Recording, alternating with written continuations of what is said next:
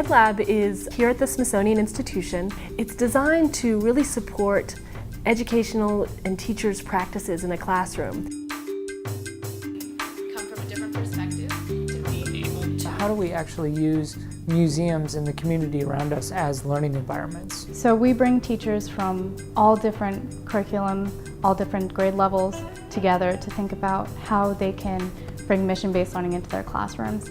Every day we have new opportunities and new technologies and new ways of using the world around us, and EDLAB really helps them embrace all sorts of tools. We put them through that process of being the student, then thinking about how to bring that back to their classroom. How do we engage this kind of material? How do I turn my classroom inside out and make the community around us the real classroom? And how can you actually teach in a way that would get your students invested in solving that problem?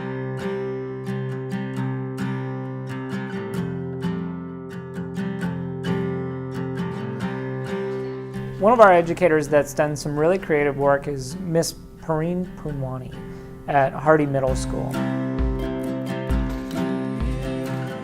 The project started with us reading The Hunger Games, which is a book by Suzanne Collins about a dystopian world. It's North America gone wrong. And so what I wanted to do was take those same themes of desensitization, trust, government control, and look at those in our own society, in our neighborhoods in DC. The mission is to then create a persuasive multimedia campaign and write a persuasive letter to a DC City Council member and propose the change that you want to see in the city. And it was amazing, it blew up. Students are drawing upon their interests, what they see on a daily basis, and figuring out, hey, now let's try to make that change, let's have that voice out there. That's just so empowering for students. She wanted us to present something that we felt was really important for everybody to know. My project is on trusting DCPS. We were seeing if DC Public Schools pays more attention to schools in upper income neighborhoods. And we're going to present it to DC City Council. Right now, there's a real sense of the blurring of the lines between formal and informal learning. And what we really want to promote is the incredible amount of reward that comes from giving students some agency and some responsibility in their learning. Teaching itself implies a one-directional relay of information.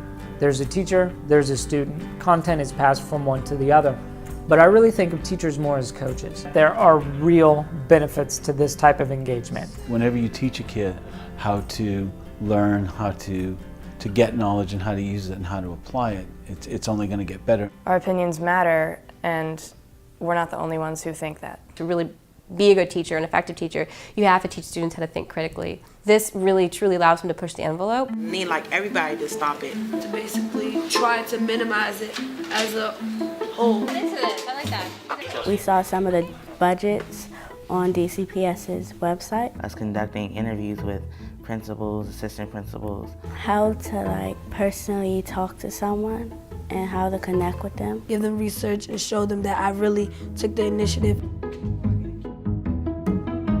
And when you get that kind of environment, that's what prompts the students to go, wow, this isn't taking place just in my textbook, it's taking place outside the classroom. Every time we finished editing, it's, oh, here's another thing you can do, here's another thing you can do. When we came together and we bring different opinions to the table, it was just amazing. The great takeaway is that these young folks had every opportunity to not only look at issues that are relating to not only the city but to the country, and then turn around to put a presentation together to talk about solutions. Awesome, awesome responsibility, and I think the school did a great job. Kwame Brown and his staff asked us to go back this following week on Wednesday to testify in front of DC City Council about DC Public Schools and what we feel needs to happen. Student voice about their own education is huge. It's a wonderful experience to work with different people and just to do some research on what goes on in DCPS. I hope they do change stuff about DCPS. We really decided to take this by the horns and drive it exactly where we wanted it to go and exactly what we wanted to change. I'm just so proud that my 13-year-old 8th graders are going to have a chance to say, hey, this is what we need and this is how we can succeed. Help us.